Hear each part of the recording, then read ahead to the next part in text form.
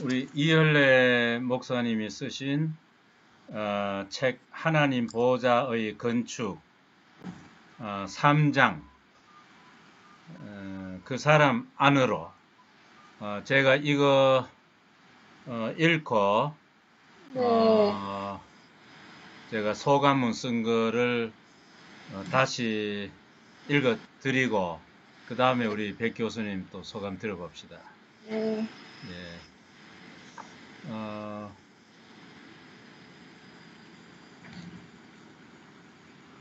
이 3장의 내용을 요약하면 다음과 같다. 회복을 위해서 우리는 그분과 하나가 되어야 한다. 그렇지만 잘 안 된다. 우리가 노력하기 때문에 실패한다. 이 일을 이루기 위해서 하나님이 우리에게 절대 인간을 보내셨다. 구원은 내가 힘을 써서 얻는 것이 아니라 그분이 이루어 놓으신 것이다. 하나님이 제시하신 길은 어려운 것이 아니다. 지금 제가 읽어드릴 글 내용 제목을 교회가 추구하는 가치는 어린 양인데 나는 여전히 콧불소이다. 자, 읽어볼게요. 저자는 예수가 인생의 절대 위치를 폭로했다고 하신다. 무슨 뜻인가? 선악과 사건 이후로 인간의 형상으로 포장된 인간의 실존은 하나님의 형상을 따라서 지음받은 인간의 본질이 아니고 예수의 십자가가 인간의 본질임을 폭로하였다는 뜻이다. 이 경우에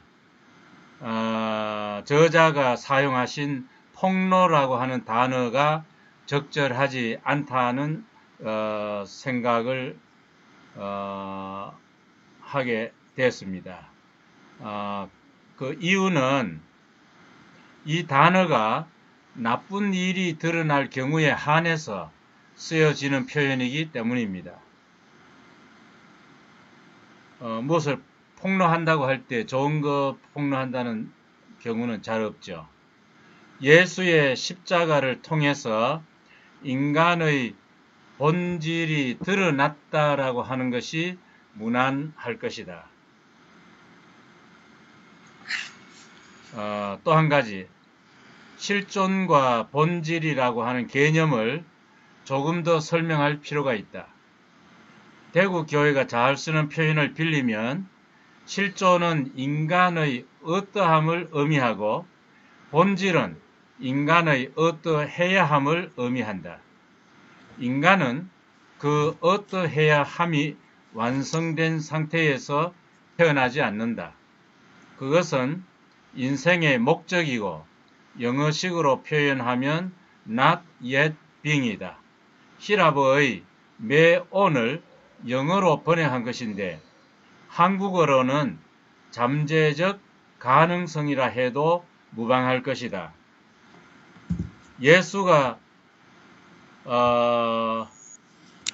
지금 저 일타가 생각나는 게 우리 교회 양계 하시는 분 말씀 들으면 계란이 종류가 두 가지인데 하나는 무정란 그리고 하나는 유정란인데 여기서 매온이라고 하는 것 not yet being은 유정란이고 그리고 히라보에서 무정란은 우쿠온이에요. 그것은 절대물을 의미하는 거죠. 예수가 출생하였을 때 이미 그리스도의 몸으로 태어나신 것이 아니고 그래서 not yet being이죠. 그의 십자가를 통하여 그리스도의 신분을 달성해야 하는 운명을 갖고 태어나셨다는 뜻이다. 여기서 말하는 운명은 데스티니입니다. 유정란의 운명은 달게 되는 거죠. 저자의 독특한 표현이 또 하나 있다. 그의 십자가 사건 속에 내가 포함된다라는 것이다. 한동안 포함이 무엇을 의미하는지 이해하기가 쉽지 않았다. 이제 내가 이해하는 방식으로 번역하면 다음과 같다. 나의 실존은 나의 본질이 아니다. 십자가가 나의 본질이다. 이러한 진실을 나에게 알도록 해준 것이 예수의 십자가 사건이다. 그러므로 그의 십자가 사건은 나에게도 의미가 있다. 렐리반트하다. 그런 말이 될 것이다. 십자가는 도대체 무엇인가? 교회에서는 죽음을 의미한다. 이것은 나의 캐릭터와 아이덴티티를 파괴하라는 뜻일까? 유학 시절에 나의 지도 교수가 한 번은 나에게 충고하기를 폴 틸리히의 추상적 개념에서 역사적 구체성으로 나의 관심 영역을 전환해보라고 하였다. 그의 충고에도 불구하고 여전히 변화가 없는 것을 보고 다시 말하였다. You are so stubborn. 너는 너무나 고집이 세다. 내가 쓴 책의 제목이 모두가 예할지라도입니다.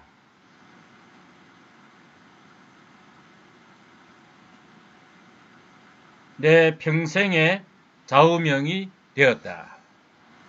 지금도 나는 콧불소로 살아가고 있다. 대구 교회에 온 후로 내가 나를 돌아보게 되었다. 교회가 추구하는 궁극적 가치는 어린 양인데 나는 여전히 콧불소이다. 이 책의 59쪽을 보니 콧불소의 병리적 증상이 다음과 같이 기록되어 있다.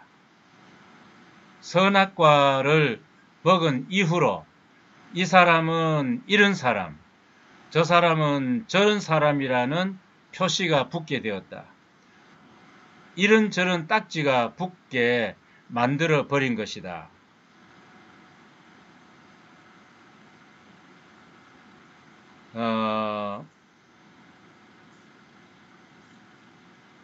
그러면 이사야서 11장으로 알고 있는데 거기에 보면 이리와 어린 양이 동거한다는 표현이 나오죠. 그러면 어린 양과 콧불소의 동거는 불가능하다는 뜻인가? 예수의 십자가를 다시 생각해 본다. 나에게 예수는 나보다 더 고집센 인물로 보여진다. 뜨거운 얼음이라고 하는 무슨 관계라 할지 모르지만 예수는 어린 양이 되기 위해서 모든 육신의 유혹에 대하여 고집스럽게 노라 하였다. 베드로와 바울의 일생도 고집스럽기는 마찬가지이다. 고집은 없어져야 할 것이 아니라 아담의 고집에서 예수의 고집으로 바뀌어야 할 것이라는 생각을 하게 된다. 이것이 제가 쓴 소감입니다. 네. 우리 백 교수님의 소감을 한번 들어볼까요? 아니, 이렇게 어려운 질문을 내놓고 답을 하라고 하시면. 제 말이 어렵나요? 아니면 질문의 내용이 어렵나요? 뭐 다 어려운데, 예. 어차피 잘 못 알아들었다 치고 제 마음대로 그냥 해볼게요. 예, 그러세요. 예.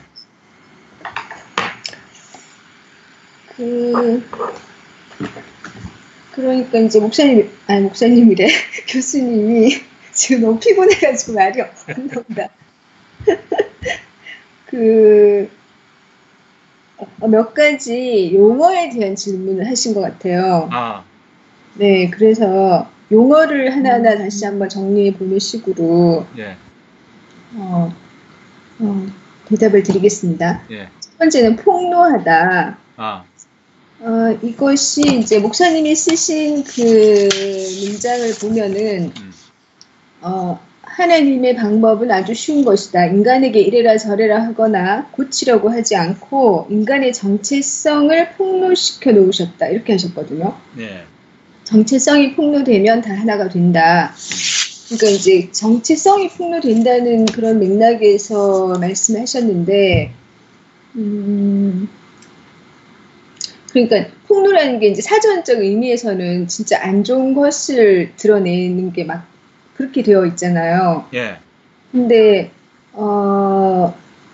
여기서는 사실은 그 자체로 보면, 그 의미상으로 보면은 선악과로 인해 깊이 감추어져 있던 인간의 정체성을, 그러니까 그 만천하에 노출한, expose라는 게 한국말로는 이게 폭로하다라고도 번역하고 노출하다라고도 하잖아요. 예, 만천하에 드러내심, 교수님 말씀하시는 것처럼 노출하심, 이렇게 하면 의미상 틀린 건 아니지만 이제 목사님은 좀 특별하게 폭로하다라는 표현을 쓰신 거죠. 근데 그 폭로하다라는 것이 그 어감상 좀 더 드라마틱하다 그래야 되나? 좀 더 강렬해서 그 정말 너무너무 깊숙하게 감추어져 있던, 가려놓았던 어떤 것이 드러났다 라는 그 의미를 그 환기시키는 효과는 또 있는 것 같아요. 보통 우리가 시 같은 거를 쓸 때 그 시적인 그 의미를 새롭게 환기하기 위해서 일부러 약간 안 맞는 단어를 이렇게 같이 쓰기도 하잖아요. 일종의 낯설게 하기 효과인데, 여기서는 그 폭로라는 단어가 그동안 이것이 너무나 교묘하게 가려져 있었기 때문에 예수님이 그 가려져 있는 그것을 까발렸다, 들추어냈다, 폭로했다, 이런 식으로 좀 가격한 표현을 쓰신 것이 뭐 그렇게 또 나쁘지는 않다는 느낌도 있거든요. 근데 여기 제가 그 책을 읽으면서 혼자 궁금했던 게, 네, 저자가 폭로한 것은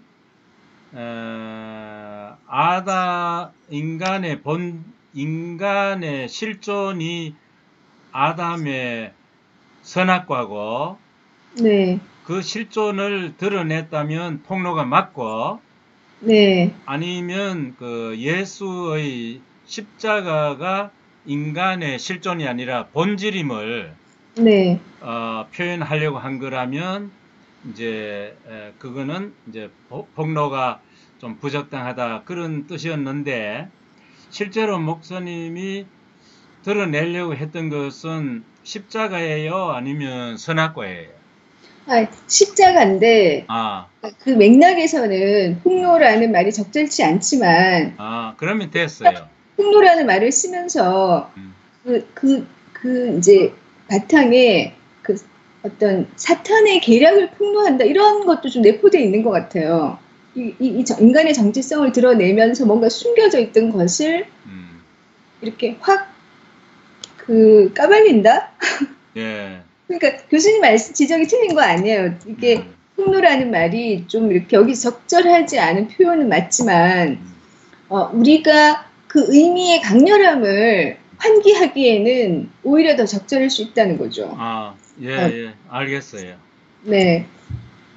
제가 그랬잖아요. 목사님이 쓰신 언어들이 대부분 좀 그 시적인 감이 있다고요. 네. 그리고 두 번째는 실존과 본질. 이것도 좀 용어의 문제인데, 그러니까 이제 교수님이 보실 때는 그 실존을 무시하고 우리가 본질로의 귀결만 추구하는 것이 좀 비현실적이다, 이렇게 보시는 거 아니에요? 예, 뭐라고요?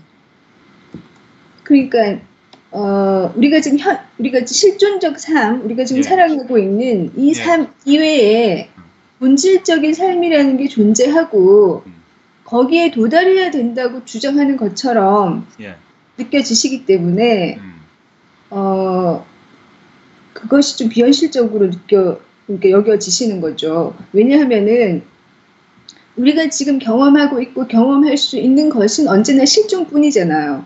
예, 그 실존을 제쳐두고 마치 머나먼 유토피아인 본질을 추구하고 음, 또 거기에 도달하는 것을 목표로 한다는 것 자체가 음, 이제 뭔가 그 현실적이지 않다는 거죠. 음, 근데 이 본질이라는 단어가 우리가 뭐 이렇게 약간 플라톤적인 개념으로 이렇게 쓰기 때문에 요즘에 많이 여러 군데서 비판을 면치 못하는 개념인데 제가 이제 대구교회에서 음, 그 경험하고 말해내고 있는 그리스도는 음. 꼭 본질에 도달하겠다 뭐 이런 거라기보다는 현실적으로는 그 본질을 실현해 가고 있는 실존의 형태로 표현이 되고 있는 것 같아요. 날마다. 예. 그 그래서 부분이 제가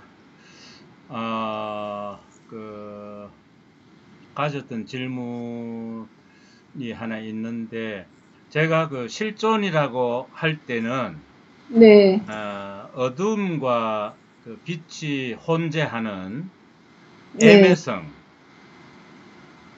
애매성이 이제 그 실존 어, 어, 네, 내용이라고 한다면 네, 이제 본질이라는 것은 어, 그 인간이 추구할 뿐만 아니라 달성해야 하는 목적인데 네, 그 인간이 본질을 달성하게 되면 더 이상 빛과 어둠이 혼재하지 않고 빛으로만 가득 차 있는 삶 혹은 이런 삶의 공동체 이제 이것을 목사님은 교회라고 하는 것 같아요.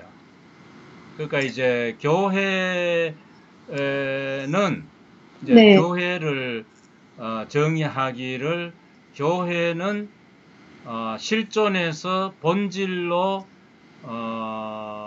그 전이된 상태다. 이제 그곳에는 더 이상 애매한 것이 없고 오로지 밝은 빛으로 가득 차 있다. 이제 이렇게 그 교회를 정의하시는 것 같다는 느낌을 제가 받았는데 네. 이제 만일 그것이 사실이라고 하면 어, 이제 하나님의 나라는 그야말로 이 본질로 충만한 그 애매성이 없는 그런 세계가 하나님의 나라로 알고 있는데 그럼 이제 교회하고 하나님의 나라의 관계가 어떻게 되느냐? 만일 이제 교회도 애매성이 없는 곳이라면 하나님 나라가 곧 교회이냐? 이제 이런 생각을 제가 해봤어요. 이제 거기에 대해서 어떻게 생각하세요? 그러니까 이제 이열 목사님이 말씀하시는 교회가 그렇게 완전히 본질을 실현한 상태라고 말씀하시는 건 아닌 것 같고요. 아, 오히려 이제 그 지난번에도 약간 말씀드렸지만 그 생명의 개념으로 음, 이, 이 부분을 보게 되면은 그 책에도 나온 것처럼 로마서 6장 5절 있잖아요. 어, 이게 이제 우리가 흔히 아는 우리가 그의 죽으심을 본받아 연합한 자가 되었으면 또한 그의 부활을 본받아 연합한 자가 되리라. 음, 여기에서 그러니까 이것을 회복역에는 이렇게 번역을 했더라고요. 우리가 어, 그분의 죽음과 같은 모양 안에서 음, 그분과 연결되어 자랐다면 또한 그분의 부활과 같은 모양 안에서 그분과 연결되어 자랄 것입니다. 그러니까 바울은 죽음과 부활을 그 생성과 성장의 관점에서 표현하고 있는 거죠. 그러니까 아, 그분의 죽음과 연결되어 자란다. 음, 이런 거는 뭐냐면은 우리가 어느 한순간 연결되어서 계속 자라난다는 거죠. 이제 잘한다는 이야기는 그 여전히 애매성, 그 실존의 조건이 애매성이라면 성장하기 위한 조건은 애매성이거든요. 그렇죠. 예, 만일 그러니까, 이제 네. 애매성이 없는 상태라면 거기서는 성장할 여지가 없죠. 그렇죠. 예. 그러니까 그것을 부인하는 것이 아니라 어린아이는 미숙하지만 온전하잖아요. 그 생명으로서는. 어린아이가 뭐 이렇게 꼭 어른이 돼야지 완성된 것이 아니고 생명 그 자체로는 그 나름의 그 온전함이 있는 것처럼 그런 애매성이나 미숙함이나 이런 것들이 생명의 표현 안에서는 다 통일이 되는 것 같아요. 그러니까 이제 그 바울도 이제 그런 식으로 자라난다는 식으로 이제 표현을 했는데, 근데 여기서 바울이 얘기한 거는 그 사람이 살다가 그래도 어느 한 시점에서는 예수의 죽음과 같은 모양 안에서 그 연결되는 시점이 있긴 있어야 되는 거잖아요. 예, 그렇지. 죽음과 접붙여야 되니까. 그러니까 1차적인 생명과의 완전한 단절, 죽음의 체험이 있어야 되고 그 체험은 예수의 죽음과 같은 모양이어야 된다는 거죠. 그러니까 자기대로 죽으면 안 되고, 그래서 그분의 죽음과 연결되어서 그것은 지속적으로 자라나야 하고, 또 이 죽음이 자라나면은 그분과 같은 모양의 부활 또한 연결되어 자라날 것이다. 이런 식으로 바울은 표현을 했거든요. 그러니까 이거를 이제 이제 이 교회라고 하는 곳이 어떤 곳이냐라고 한다면 우리가 그것의 정의를 네. 연결과 단절이 있는 곳. 네. 그러니까 continuity와 discontinuity가 있는 곳. 네. 이제 이렇게 제가 표현하고 싶거든요. 네. 그러니까 이제 하나님의 나라에는 이 연결밖에 없죠. 이 단절이란 건 없는 상태고. 그렇다고 하면 교회는 하나님의 나라하고는 이제 전 단계라고 해야 되겠죠. 뭐 그렇게 볼 수도 있겠죠. 세상과 하나님의 나라 그 중간에 있는 것이 교회가 아닌가. 그러니까 이제 그게 우리가 이제 뭐 현실적으로 그 중간에 있다고 볼 수 있지만, 그 우리가 진짜 교회라고 부를 수 있는 요소는 그래도 예수의 죽음과 연결되어 있는 그 상태인 거죠. 단지 그 성장이 아직 어리고 또 성숙하고 이런 차이는 있지만. 그러니까 이제 아기가 그 산모하고 이제 탯줄이 그렇죠. 저 붙어 있잖아요. 네. 예. 거기서부터 교회인 거죠. 이제 네. 그거는 연결이지. 네. 그래서 이런 걸 우리가 생명에서 이제 상상해 보면은 이거 약간 접붙임이라는 표현으로 할 수 있을 것 같아요. 예. 생명 끊어내고 그거 새로운 걸 접붙이는 거잖아요. 거기서 뭔가 자라나잖아요. 예. 그래서 이 설명하고 같이 연결해서 이제 포함이라는 것도 말씀하셨기 때문에 같이 얘기를 해보면 그 목사님 말씀하신 우리가 이제 예수의 죽음에 포함된다. 예. 예수 안에 포함된다라는 표현은 그의 죽음에 우리가 접붙여져 있다 이런 표현인 것 같아요. 그러니까 그걸 약간 다른 식으로 표현하신 건데 이거를 또 회복력에서는 identification이라고 해서 동일시한다 뭐 이렇게 표현이 되어 있더라고요.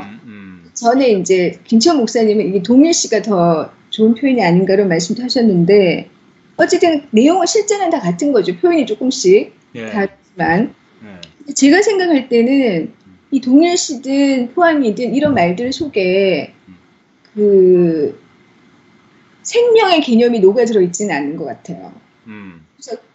그래서 저는 이제 이걸 더 생명의 개념으로 완전하게 표현한 것이, 그러니까 요한복음에 나오는 거죠. 포도나무? 나는 포도나무요, 너희는 가지니. 저가 내 안에, 내가 저 안에 있으면 이 사람은 과실을 많이 맺나니 나를 떠나서는 너희가 아무것도 할 수 없음이니라. 자, 이거는 예수님이 십자가로 가시기 직전에 제자들하고 자기의 관계를 이렇게 말씀하신 거거든요. 나는 포도나무요, 너희는 가지다. 우리는 이거는 이제 아이덴티피케이션이네. 네. 하나가 되는 거지. 그렇죠. 한 생명인 거죠, 여기서는. 네. 그래서 이 말씀보다 더 완전하게, 완전한 표현이 참 있기가 쉽지가 않겠구나. 예. 이런 생각이 들면서, 그러니까 생명만큼 완전한 포함은 없잖아요.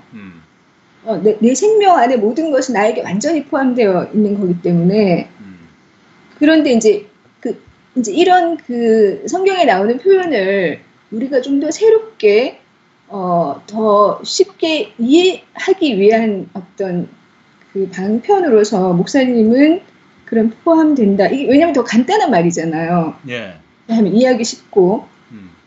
그렇지만 이제 그 의미상은 그런 내용인 거죠. 근데 이제 여기서 포함이라고도 하고 아이덴티피케이션이라고도 하고 이제 접목을 한다. 네. 요한복음서. 네. 이제 그게 이제 다 이제 제가 볼 땐 동의어인데 같은 뜻인데. 네. 이제 그럼에도 불구하고 이제 제가 더 명확하게 이해하고 싶었던 거는 네. 예수와 내가 접목이 되잖아요. 네. 아니면 포함이 되건 네. 아이덴티파이가 되건 간에 네. 그 후에 나타난 현상은 어떤 모습이냐, 그 내 모습이. 네.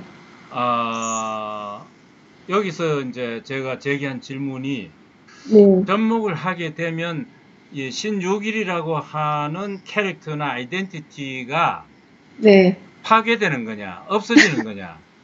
네. 그냥 그 블랙홀에 빨려 들어가듯이. 네. 그 이제 한 개체가 없어지는 걸 말하는 거냐. 이제 이 질문 속에는 네. 이제 이것이 죽음의 뜻인가? 네. 아니면 네. 가령 제가 콧불소잖아요. 네. 그러면 콧불소가 파괴되고 네. 없어지고 네. 그 다음에 이제 어린 양이 태어나는 거냐, 아니면 콧불소는 그대로 콧불소인데 네. 그것이 누구를 위해서 존재하느냐, 네. 누구의 도구냐. 그러니까 이제 바울은 육과 영을 이야기했잖아요. 네. 그러니까 이제 내가 영을 섬길 것이냐, 육을 섬길 것이냐. 그러니까 접목하기 이전에는 예수 그리스도의 십자가와 하나가 되기 이전에는 네. 육을 섬겼는데, 네. 그 다음에 이제 포함이 됨으로써 네. 더 이상 육을 섬기지 않고 영을 섬기는 콧불소가 되는 거예요. 그러니까 네. 그러니까 이제 이 상태가 어린 양이 우리 동물 세계에서는 개성이 없잖아요. 다 똑같잖아요. 근데 이제 우리 인간 세계에서는 어린 양으로 태어나더라도 그 버전이 무한히 많을 수 있다는 거죠. 네. 네? 우리 백 교수님 같은 버전도 있고, 나 같은 버전도 있고, 네. 또 김성식 같은 버전도 있고, 네. 그리고 우리 교회, 대구 교회는 그야말로 각양각색의 버전으로 서금자 버전도 있고, 우리 날 좋아하는 형제 있죠. 서상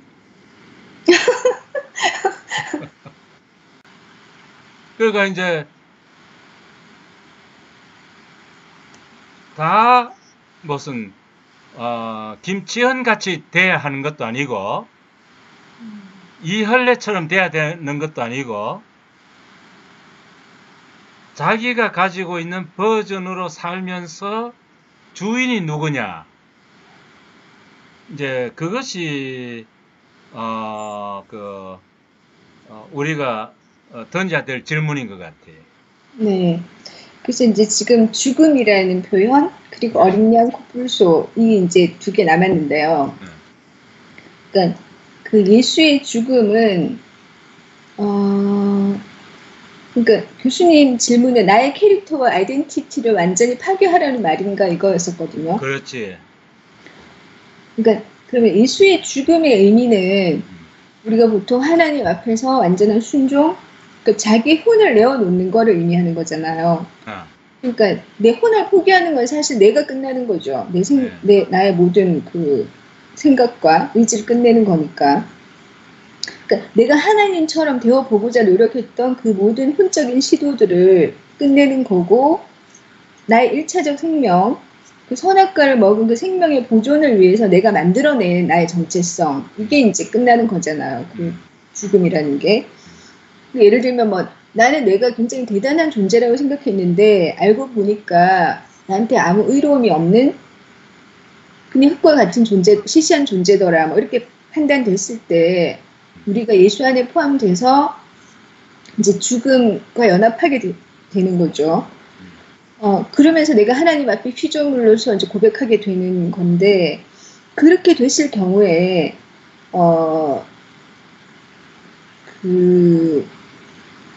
우리는 어떤 이제 형태가 되냐 이거잖아요. 네.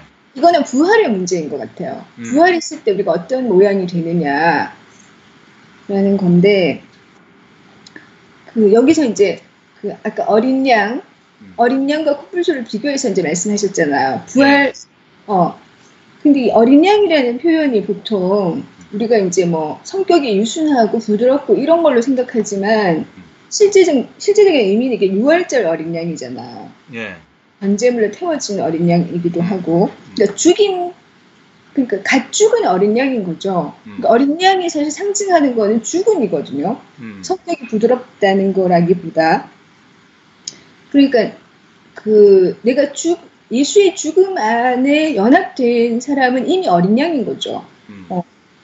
성격이 거칠더라도, 물론 이제 죽고 나서 거칠기가 쉽지는 않겠지만, 그러니까 교수님이 말씀하시는 코뿔소는 좀 성격의 문제로 이거 말씀하신 것 같아요. 왜냐하면 제가 볼 때 교수님은 그 예수님의 십자가는 시인하시는 거고, 그 연합해서 살아가고 계시니까 어린 양이신 거죠, 이미 어린 양인데, 성격은 좀 아직도 스터븐한 고집센 게 있다라는 거를 말씀하시는 건데, 그거는 성격의 문제로